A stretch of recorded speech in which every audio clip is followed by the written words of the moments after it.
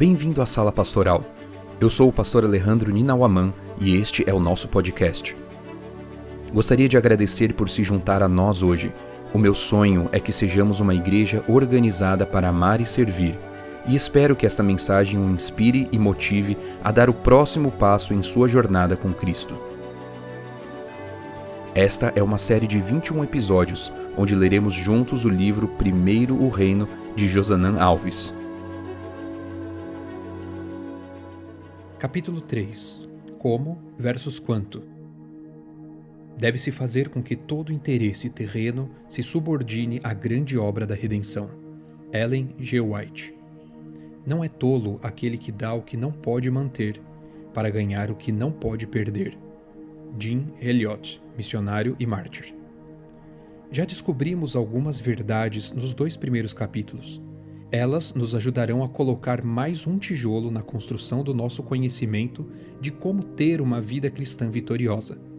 Descobrimos que o grande interesse de Deus não é me fazer parecer um cristão, e sim tornar-me um cristão de fato e de verdade. Também aprendemos que sem Cristo não conseguimos ter um cristianismo genuíno. Agora estamos prontos para pensar no ponto seguinte da história da viúva. Se Jesus olhava o como e não o quanto, isso quer dizer que o interesse de Deus não é no que eu tenho, e sim no que eu faço com o que eu tenho. Se o interesse de Deus fosse apenas no que temos, a história da viúva provavelmente não estaria registrada na Bíblia, pois sua oferta era insignificante em valores monetários. A história dela nos mostra que o que realmente chamou a atenção de Cristo foi o que ela fez com o que tinha. Essa é uma descoberta extraordinária, neste mundo em que somos medidos, avaliados e valorizados pelo que temos. Deus nos apresenta uma história em que alguém foi valorizado e percebido não pelo que possuía, e sim pelo seu modo de agir com o que possuía. Esse é um dos pontos centrais da história. O importante não era quanto a viúva possuía, mas como usava o que possuía. O olhar de Jesus estava sobre a atitude e não sobre o valor monetário que a oferta representava. Sendo assim, precisamos entender que, na perspectiva do céu, todos temos alguma coisa significativa que pode fazer uma enorme diferença no reino de Deus. A pergunta a ser respondida hoje é: o que estamos fazendo com o que temos? Diante da história da viúva, você não pode responder: tenho pouco, não vai fazer diferença, minha entrega não vai mudar nada. Em um aspecto bem prático, precisamos entender que o interesse de Deus não é saber qual é a marca do nosso carro. O interesse dele é saber a quem damos carona. Ele nunca irá perguntar quanto gastamos por mês com as compras do supermercado, e sim com quem dividimos a comida. Ele nunca irá perguntar quantos metros quadrados tem nossa casa, e sim a quem hospedamos. Isso precisa ficar bem claro em nossa mente. Não é o que tenho que importa, e sim o que faço com o que tenho. Lembra-se da história da rainha Esther? Em certo momento da história, o povo de Deus estava prestes a ser destruído. Um decreto havia determinado o completo extermínio do povo judeu. Mordecai, pai adotivo de Esther, ao ler o decreto, resolveu pedir que a rainha agisse em favor do seu povo e de seu Deus. Em resposta ao pedido dele, Esther respondeu que não seria possível ajudar, pois para fazê-lo, ela teria que ir falar com o rei mesmo sem ser convidada por ele, e essa atitude naquele reino poderia levá-la à morte. Mordecai decidiu tentar novamente usando um forte argumento.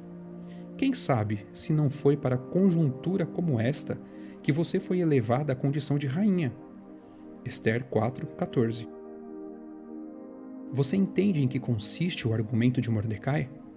O argumento era o seguinte: Esther, não pense que Deus lhe deu o reino apenas para que você tenha roupas de rainha, status de rainha ou penteado de rainha.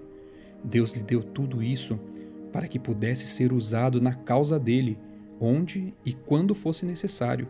E esse é o momento que Deus e seu povo esperam que você use o que tem para uma causa nobre. Esse é o momento, amigos. Momento de percebermos o propósito para o qual Deus nos deu o que temos. A história de Esther pode ser considerada uma miniatura do encerramento do grande conflito que nos aguarda. Decreto, perseguição, união dos poderes terrestres e, principalmente, um grande livramento estão presentes na história dela e na história do desfecho da luta entre o bem e o mal. Precisamos entender o que Esther e Mordecai entenderam. Quanto mais decisivo e profético for o momento, mais precisamos servir a causa de Deus com altruísmo e fidelidade. Observe a seguinte citação do livro Conselho sobre Mordomia. Se apenas reconhecessem quão perto está o fim de todo o trabalho em prol da salvação de pessoas, sacrificariam suas posses com a mesma prontidão com que o fizeram os membros da Igreja Apostólica. Trabalhariam para o avanço da causa de Deus com a mesma empolgação com que os mundanos trabalham para adquirir riquezas. Precisamos compreender o tempo profético em que estamos vivendo. Isso será determinante para o tipo de entrega que faremos à causa de Deus. Imagino que Deus já impressionou você em algum momento a se envolver mais com a causa da cruz e a se doar mais por ela. Hoje, por meio da leitura desse capítulo, Ele está nos enviando mais um lembrete. Certo dia, um homem chamado William Carey começou a sentir um forte desejo de servir como missionário em terras estrangeiras. No entanto, ele era um simples sapateiro. Seu desejo era tão intenso que ele resolveu pendurar em sua sapataria um mapa mundi e marcou o lugar em que ele desejava servir a causa de Deus. Ele era movido por um desejo tão intenso de servir a causa que isso se tornou o principal tema de suas conversas, para incômodo de algumas pessoas mais próximas. Até que um dia, um de seus amigos, já sem aguentar toda aquela conversa de missionário, disse: "Carey, deixe toda essa conversa de ser missionário. Você é apenas um sapateiro e esse é o seu trabalho." Carey respondeu: "Eu sou sapateiro apenas para pagar as despesas, mas meu trabalho de verdade é servir a causa de Deus." Imagine se hoje tivéssemos na igreja mais professores, pedreiros, psicólogos, empresários, autônomos, agricultores, etc., que dissessem: "Eu sou professor, pedreiro, psicólogo, empresário, autônomo, agricultor, apenas para pagar as despesas, mas meu trabalho de verdade é servir a causa de Deus." Precisamos reconhecer que nosso envolvimento na causa de Deus revela se realmente nos interessamos por ela. Precisamos agir e não apenas defender pontos de vista sobre a verdadeira entrega e fidelidade a Deus. Certo dia, Jesus contou uma parábola que aborda esse tema. Essa história está registrada em Mateus 25. Para a compreensão dessa parábola, é importante lembrar que o contexto do capítulo é o sermão profético de Cristo. Ele estava ensinando sobre que tipo de atitude devemos ter diante do tempo do fim. Falou de um homem que deu uma soma de recursos a 3 de seus servos. Um recebeu 5 talentos, outro recebeu 2 talentos e outro recebeu 1 talento. Mateus 25, 14 e 15. Depois de um tempo, esse senhor retornou e pediu contas a cada um deles do que haviam feito com o que tinham recebido. O primeiro servo e o segundo foram capazes de dobrar o que haviam recebido, e diante dessa atitude ouviram o Senhor dizer: "Muito bem, servo bom e fiel. Você foi fiel no pouco, sobre o muito o colocarei.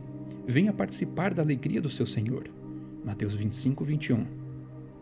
O servo que havia recebido 1 talento foi devolver o talento recebido e ouviu a seguinte repreensão: "Servo mau e preguiçoso." Mateus 25, 24.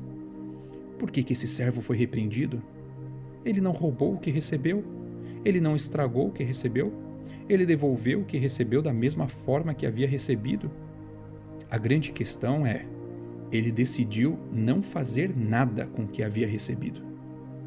Esse é o perigo que corremos no tempo do fim: decidir não fazer nada com o que temos. Podemos agir assim por diversos motivos: negligência, falta de tempo, achar que o que temos não fará diferença. Mas precisamos entender que qualquer uma dessas atitudes provocará a mesma reação em nosso Senhor. Seremos chamados de servos maus e preguiçosos. Precisamos usar com fidelidade o que temos para a causa de Deus, e receberemos a garantia de que a fidelidade no pouco leva à capacidade de gerir o muito que Deus tem preparado para nós na eternidade. Certo dia, em Bombay, uma importante cidade da China, houve uma conferência sobre a fome. Centenas de pessoas de todo o mundo foram para lá a fim de discutir como, em 15 anos, o mundo poderia produzir comida suficiente para todos os habitantes do planeta. Entre as pessoas convidadas a palestrar estava Madre Teresa de Calcutá. Ao chegar no lugar das reuniões, ela encontrou na porta do evento um homem que estava morrendo de fome. Imediatamente ela o levou para sua casa e cuidou dele até o último dia de vida. Em sua palestra naquele dia, ela disse: "Vocês estavam a 2 passos de um homem que estava morrendo de fome e discutem como em 15 anos acabar com a fome? Eu nunca penso que sou responsável por grandes multidões. Preocupo-me com cada pessoa. Não posso amar de fato, senão uma pessoa por vez. Somente uma. Vocês podem começar assim. Eu comecei assim, recolhendo uma pessoa que estava morrendo na rua. Talvez se não tivesse recolhido aquela única pessoa, não teria nunca recolhido outras 42.000. Basta começar uma. Que tal começarmos? Uma atitude de entrega e fidelidade gera mais atitudes de entrega e fidelidade, pois fidelidade gera fidelidade. E essa atitude nos traz a capacidade de receber mais e mais aqui e na vida eterna. O princípio é o seguinte: se não sou capaz de honrar a Deus com o uso sábio de um tempo limitado de 24 horas que Ele me oferece a cada dia, como poderei cuidar da eternidade que me aguarda?